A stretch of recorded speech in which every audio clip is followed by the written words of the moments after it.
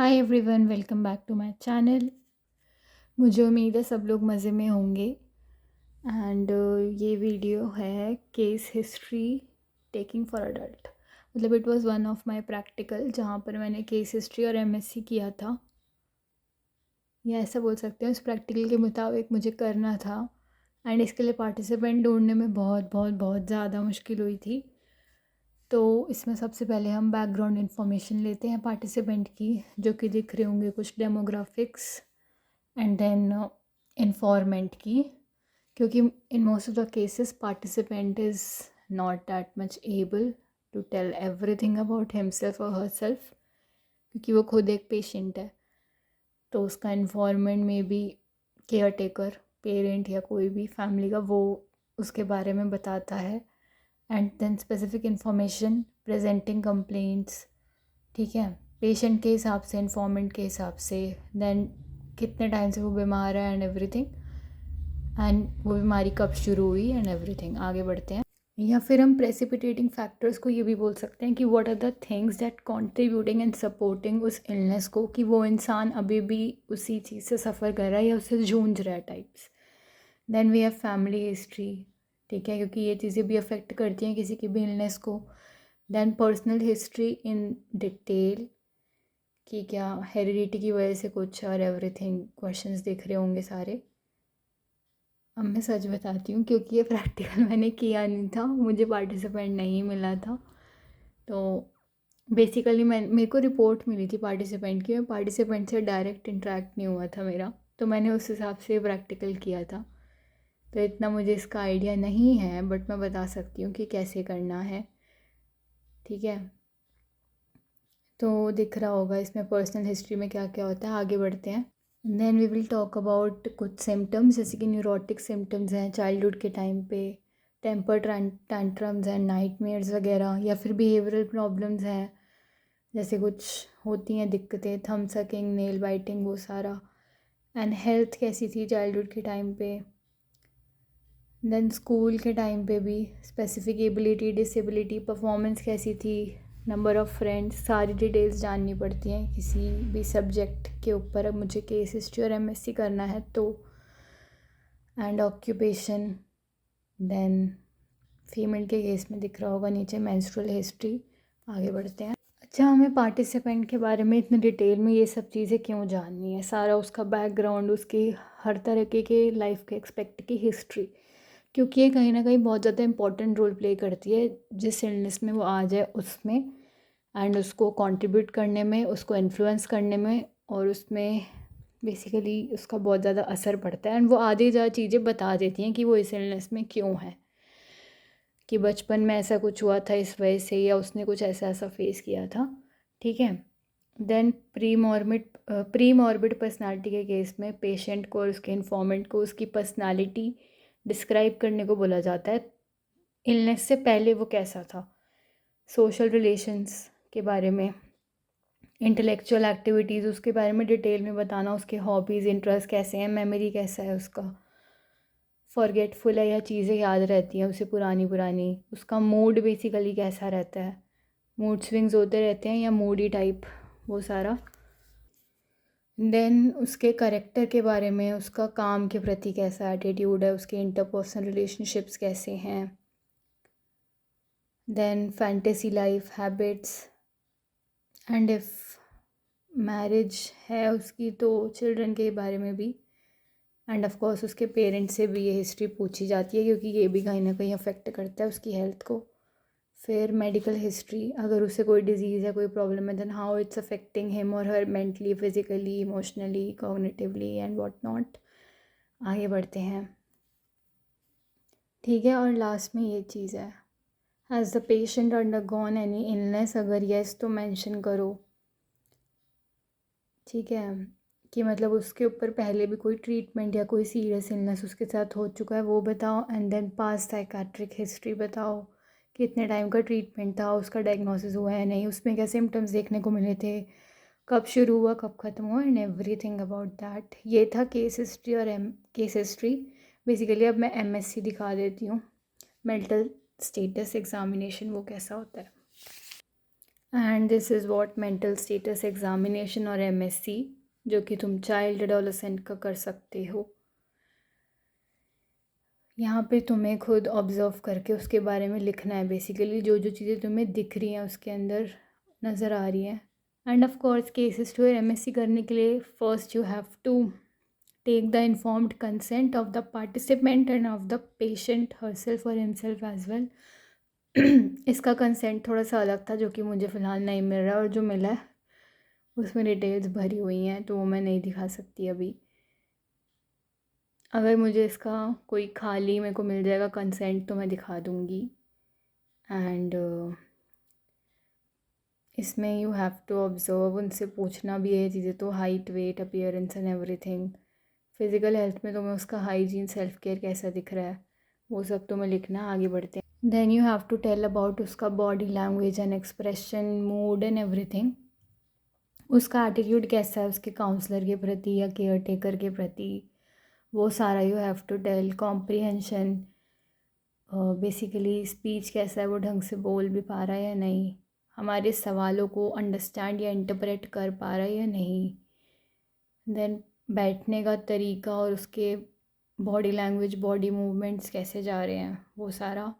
Motor activity you have to tell. जब तुम मतलब उसके साथ इंटरेक्ट करोगे तो तुम्हें ये सारी चीज़ें समझनी पड़ेंगी और उसके हिसाब से, उस पूरे के हिसाब से you have to fill that. आगे बढ़ते हैं। Then you have to check कि तुम्हें उसमें कहीं स्किज़ोफ्रेनिया के नेगेटिव या पॉजिटिव सिम्टम्स तो नहीं नज़र आ रही है। बेसिकली कैटाटोनिया तो नहीं है, कहीं वो बहुत देर तक एक ही पोजीशन में तो नहीं बैठा रहता और उससे उससे कोई दिक्कत नहीं होती, या काफ़ी देर तक वो एक ही बॉडी मूवमेंट तो नहीं कर रहा लगातार, कोई रिजिडिटी तो नहीं दिख रही। वो सारा you have to tell according to catatonia. उसकी वही हैबिचुअल मूवमेंट जिनके बारे में उसे खुद नहीं पता या उसका कंट्रोल नहीं है उन पर। देन कुछ स्टीरियोटाइप्स बिहेवियर उसके में, बेसिकली उसकी कुछ फिज़िकल एक्टिविटीज़, क्या वो कोई एक चीज़ रिपीट कर रहा है ऐसा कुछ।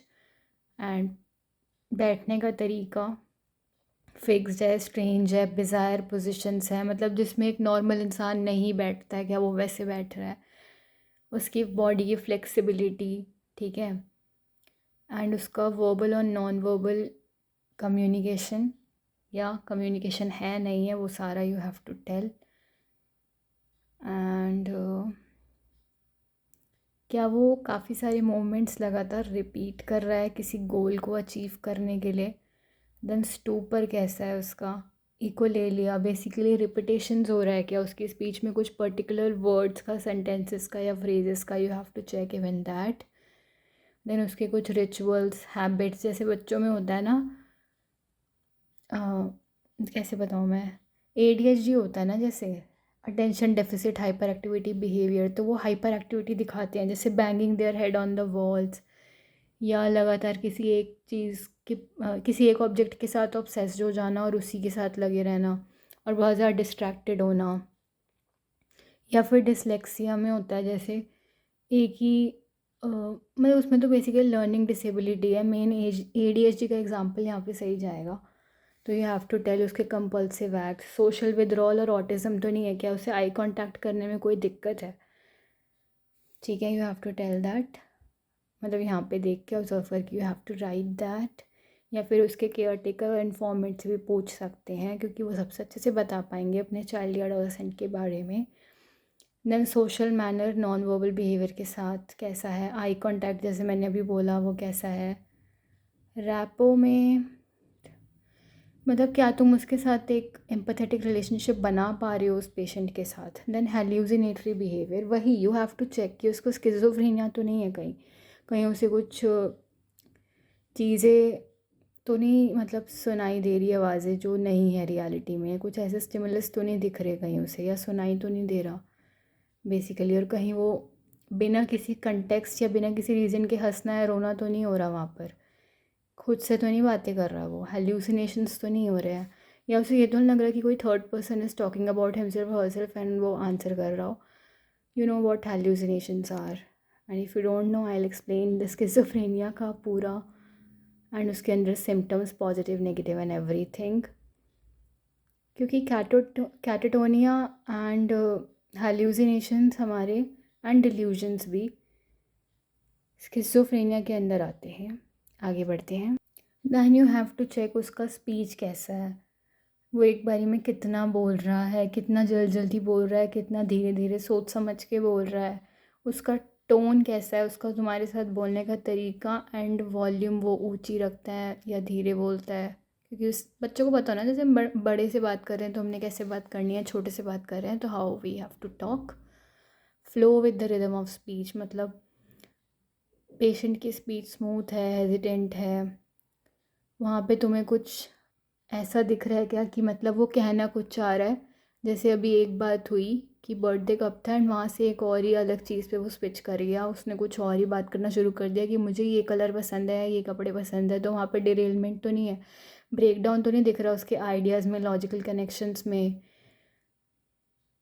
स्टटरिंग बेसिकली या स्टैमरिंग तो नहीं दिख रही। एंड इरेलेवेंट डिटेल्स बता रहा हो, वो कोई इरेलेवेंट डिटेल्स के बारे में बात हो रही हो। आगे बढ़, you have to check and observe basically कि जब तुम उस बच्चे से बात कर रहे हो तो उससे बात करते हुए यू हैव टू नोटिस कि क्या तुमने उससे कुछ पूछा और वो कुछ और ही जवाब दे रहा है, वो जल्दी से टॉपिक पे स्विच कर रहा है, उसके अंदर ये चीज़ तो नहीं है।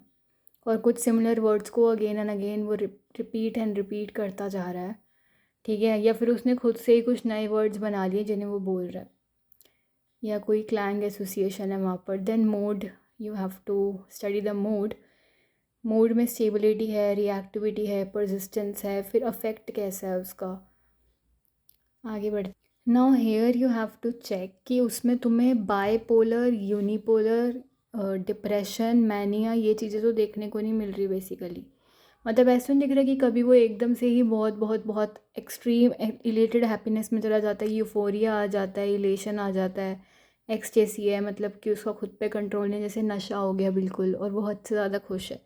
और एकदम से ही वो ऐसे मूड में है कि वो बहुत ज़्यादा रो रहा है या बहुत परेशान है या सैड है। You have to check that. And depression तो नहीं है, स्किज़ोफ तो नहीं है, ये सारा तुम्हें देखना पड़ेगा। देन थॉट्स कैसे हैं, थॉट में एकदम से बहुत सारे आइडियाज़ हैं, बोलने में दिक्कत है, स्पीच में प्रॉब्लम है, प्रोडक्टिविटी, स्पॉन्टेनिटी, जो सब होता है नॉर्मल लोगों में बोलते हुए एंड बोलने के साथ, वो चीज़ है या नहीं।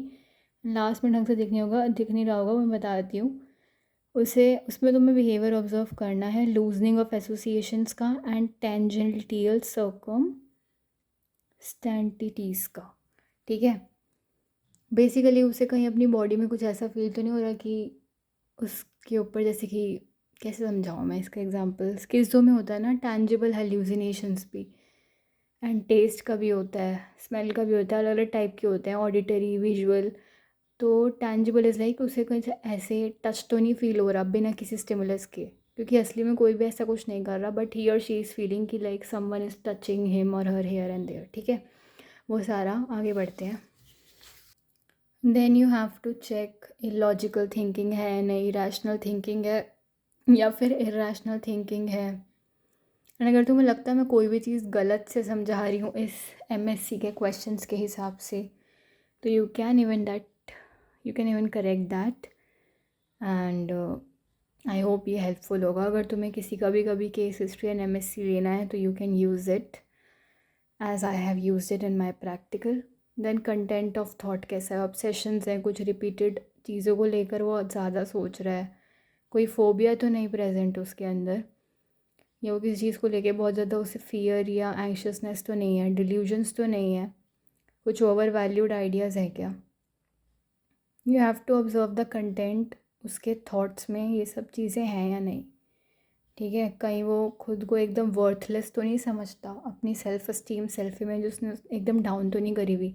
And you will be able to interpret, जब तुम उससे सवाल पूछो तो उसके आंसर से ही तुम्हें पता लग जाएगा, you will be able to perceive that. Then perception के बारे में बताया हुआ है कि वहाँ पे तुम्हें क्या क्या देखना है।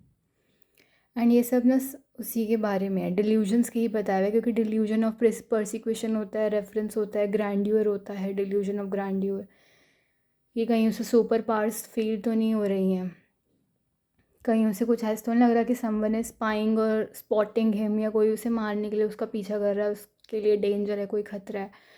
तो वो सारा यू हैव टू आस्क, उस हिसाब से ही पता लगेगा। आगे बढ़ते हैं परसेप्शन पे।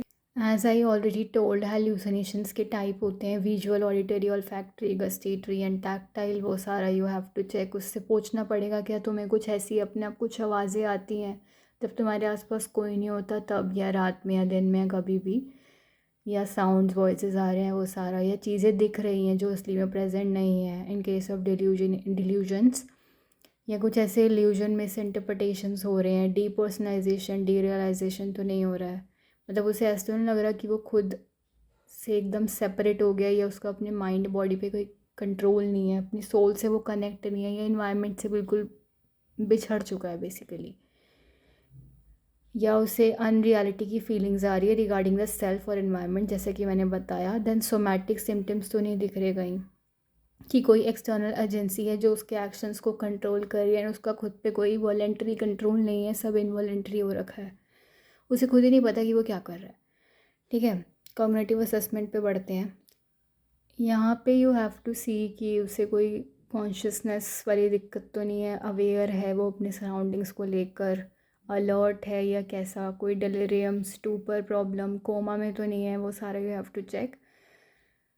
देन ओरिएंटेशन में यू हैव टू राइट कि तुमने कितनी देर तक उससे सवाल पूछे, किस दिन पूछे, किस दिन पूछे, किस महीने, किस साल पूछे, एंड रीज़न तुमने क्यों किया, प्रैक्टिकल थोड़ा बहुत, और ये सवाल पूछ के तुम्हें क्या मिला जानने को, और तुम्हें क्या पता लगा उसके बारे में, कहाँ पे पूछे, किस हॉस्पिटल में पूछे, कहाँ मिले तुम उस पेशेंट से, एंड एवरीथिंग अबाउट दैट। कैसा था वहाँ पे उस पेशेंट का रोल, और फ्रॉम व्हाट थिंग ही और शी इज़ सफरिंग, उसके आसपास कौन था, केयर टेकर, इन्फॉर्मेंट के रूप में, मदर, फादर, फ्रेंड, और व्हाट। एंड अटेंशन उसका कैसा था उस दौरान, when you were asking questions, उससे उसका कंसंट्रेशन कैसा था, क्या वो ध्यान भी दे रहा था, सुन भी रहा था अच्छे से जो तुम उससे पूछ रहे हो, या उसका ध्यान एकदम कहीं और डिस्ट्रैक्टेड था। यहाँ पे you will be able to know उससे कहीं ADHD तो नहीं है, कोई हाइपर एक्टिविटी तो नहीं है। ठीक है, क्योंकि चीज़ें ऐसी ऐसी पूछनी है और ऐसी ऐसी चीज़ें ऑब्जर्व कर रही हैं जिस हिसाब से you will be able to know everything. And तुम्हें काफ़ी डिसऑर्डर्स के सिम्टम्स भी जानने को मिल जाएंगे, उसके अंदर नज़र आ रहे हैं नहीं, ये चीज़ भी पता लग जाएगी। ठीक है, देन मेमोरी देखनी है कि मेमोरी किस टाइप की है उसकी, उसे याद भी है कि वो यहाँ पर हॉस्पिटल में कैसे आया, और उसने आज नाश्ते में क्या खाया, और उसने क्या खाया था कल रात को, और उसकी बर्थडे की डेट क्या है। ठीक है, कुछ भी relevant questions you can ask from his or her past. And intelligence you have to check, मतलब कुछ बेसिक करंट अफेयर्स एकदम बेसिक बेसिक तुम पूछ सकते हो, सिंपल टेस्ट दे सकते हो कैलकुलेशन का कि बता दो 4+5 2+9 क्या है अकॉर्डिंग टू यू। ये कभी कभार बच्चा समझदार होता है। ठीक है, abstract thinking you have to check. And memory के केस में you can also apply digit span test, ये भी एक टेस्ट होता है, एंड ये मेरे प्रैक्टिकल में मैंने किया भी था एक बार, ये मैंने किया था हाँ। ठीक है, तो ये मैं इसका अगर मुझे टेस्ट मिलेगा तो आई विल शो। ठीक है, और आगे बढ़ते हैं। तो ये MSc बहुत बड़ा है, हम देख ही सकते हैं, इसे करने में ऑफ कोर्स आपको 2 से 3 घंटे आराम से, बल्कि इवन मोर लग सकते हैं पूरा केस हिस्ट्री और MSc किसी भी पेशेंट का लेने में। ठीक है, लास्ट में we have to give insight, हमें क्या जानने को मिला उस बंदे से बात करके उसके बारे में, like what we will be able to know. क्या वो एकदम ही डिनाई करता है अपनी इलनेस को, या फिर वो अवेयर है कि हाँ वो बीमार है, उसके अंदर ये चीज़ें, ये फिज़िकल फैक्टर्स या इलनेस इलनेस प्रेजेंट है बेसिकली। क्या वो अवेयर है कि वो हाँ सिक है, बेसिकली बीमार है। उसका emotional insight, intellectual insight, and then last में है जजमेंट। लास्ट में तुम्हें जजमेंट देनी है, तुम्हें उस बच्चे से मिलके कैसा लगा, what you are feeling, and how you are judging और इंटरप्रेटिंग हिम और her as a child, adolescent और व्हाटएवर। और तुम्हें उससे ये सब पूछने भी हैं सवाल जो यहाँ पे लिखे हुए हैं। तुम्हें अपना तो बताना ही है कि तुम्हें क्या लगा उससे मिलकर, उसके साथ बात करके, एंड एवरीथिंग। एंड तुम्हें पेशेंट का जजमेंट भी चेक करना है, टेस्ट करना है उस पेशेंट से पूछ कर कि वो क्या करेगा इन पर्टिकुलर सिचुएशंस में, कि अगर बाहर रेन हो रही हो तो तुम क्या करना चाहोगे। जैसे हमारे में चाहते हैं ना, बारिश देखते ही पकौड़े खाने का मन होता है, बेसिकली एक नॉर्मल इंसान का मैं बता रही हूँ। या कुछ लोगों का बारिश में भीग के नाचने का मन करता है, एज नॉर्मल पर्सन डू, तो व्हाट विल ही और शी डू, ठीक है। या उसे अगर कोई बेसिकली इंजर्ड दिख जाता है सड़क पर, कोई पीड़ा में दिखता है, दर्द में दिखता है, तो तुम क्या करना चाहोगे? नॉर्मल पर्सन विल से कि वो हेल्प कर देगा उसकी, उसको हॉस्पिटल पहुंचा देगा या उसके घर पे कॉल कर देगा ज़्यादा से ज़्यादा। बट इन लोगों का क्या जवाब होगा? इनका judgement we have to check patient का, ठीक है। Insight I want to explain again अच्छे से।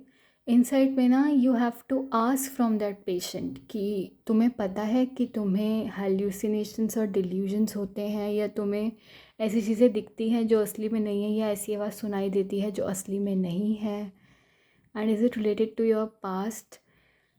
अगर वो हाँ बोलता है उस बेसिस पे यू हैव टू चेक। अगर वो ना बोलता है, या तुम्हें उससे पूछना तुम्हें पता है कि तुम्हें ये चीज़ है और इसमें ये होना नॉर्मल है करके, लाइक स्किज़ो में, ADHD में, उस हिसाब से उसके आंसर्स के बेसिस पे यू हैव टू चेक उस पेशेंट का इंसाइट, ठीक है। अपना इंसाइट तो ऑफ कोर्स तुम्हें उस पर ये पूरा करने के बाद देना ही है, बट बच्चे का भी इंसाइट एंड जजमेंट एंड जो कॉग्निटिवली हम चीज़ें करते हैं ना अपने माइंड से, वो you have to check. Okay, so we are talking about the judgement, and यहाँ पे ये MSc एंड केस हिस्ट्री का पूरा ख़त्म होता है, ठीक है। आप देख सकते हैं मैंने पूरा डिस्कस कर लिया अच्छे से। हालांकि I haven't conducted this on any patient, मुझे सब्जेक्ट मिला नहीं था, एंड यही सबसे बड़ी दिक्कत होती है प्रैक्टिकल्स की, कि सब्जेक्ट मिलता नहीं है कि करे किस पे ये चीज़, ठीक है। बट ऑफ कोर्स मैंने फ़ाइल बनाई थी, प्रैक्टिकल किया ही था, एंड रिपोर्ट तो मिली थी मुझे पेशेंट की, बट डायरेक्ट इंटरेक्ट नहीं किया मैंने इन्फॉर्मेंट के साथ भी और पार्टिसिपेंट के साथ भी। तो आई होप ये हेल्पफुल रहेगा, and if you want to conduct any of this, do conduct with confirmed consent. उसके बिना कुछ भी नहीं कर सकते हैं हम, सामने वाले की मर्ज़ी है, उसने अपना सिग्नेचर नाम लिख के दिया है कि हाँ वो तैयार है, तुम उस पर कंडक्ट करो, तभी करना। And thank you so much अपना कीमती टाइम निकाल कर कीमती वीडियो देखने के लिए, एंड कीप सपोर्टिंग जिज्ञासा Jaggu for more videos. I hope it would be helpful.